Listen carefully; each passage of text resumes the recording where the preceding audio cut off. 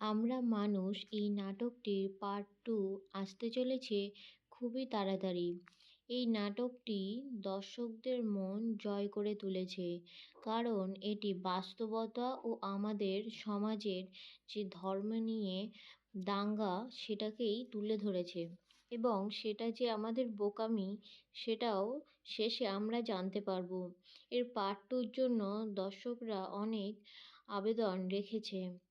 নাটকটির পার্ট 2-তে আমরা দেখতে পারবো সমস্ত দাঙ্গার পরেও সেই ক্ষতি নিজেদেরই হবে, নিজেদেরই তারা প্রাণ হারাবে এবং তারা পার্টির লোকেদের কাছে গিয়েও কোনো বিচার পাবে না, এবং অবশেষে তারা তাদের নিজেদের ভুল বুঝতে পারবে এবং একজন ভবঘুরে তাদের সেটা বোঝাবে যে সবার প্রথমে আমরা মানুষ। নাটকটির প্রথম পর্বে আমরা দেখেছি রাম ও রহিম দুজনেই খুবই ভালো বন্ধু ছিল এবং সমস্ত বিপদে একে অপরের সাথে থাকত, এবং তারা একসাথেই কাজ করত এবং সুন্দরভাবে জীবনযাপন করত। সেই পাড়ার সমস্ত লোকজনই তেমন আনন্দে দিন কাটাতো। হোলিতে তারা সবাই মিলে খুবই আনন্দ করত এবং অন্যায় হলে অন্যায়ের প্রতিবাদ করত, কিন্তু তাদের এই সুখের দিন বেশি দিন টিকল না কিছু মানুষের খারাপ নজরের জন্য। তারা ছিল পার্টির কিছু লোভী এবং খারাপ লোকজন, যারা কিছু পয়সার লোভে অন্যদের মধ্যে ঝগড়া বাঁধিয়ে দেওয়ার কুষড়যন্ত্র আঁটছিল। এই নাটকটিতে বাস্তব জীবনের সঙ্গে অনেকটি মিল খুঁজে পাওয়া যায়।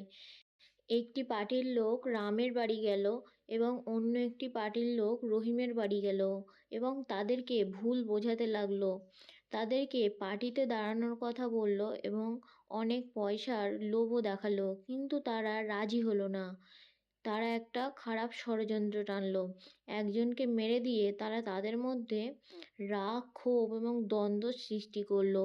তারপরের থেকে মানুষ ভুল বুঝলো এবং রাম ও রহিম একে অপরের শত্রু হয়ে গেল।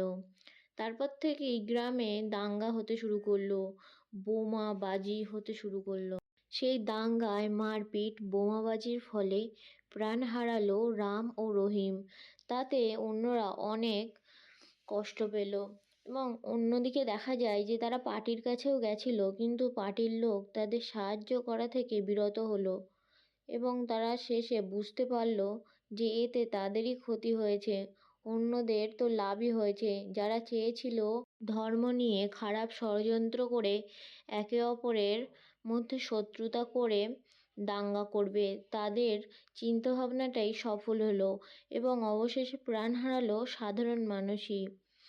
এই ভুলটা সাধারণ মানুষ শেষে বুঝতে পারল যখন একজন ভবঘুরে তাদেরকে দেখে বলল যে আমরা সবার প্রথমে মানুষ এবং সেটাই আমাদের ধর্ম, তাই তোমরা দাঙ্গা না করে একে অপরের সাথে মিলেমিশে থাকো।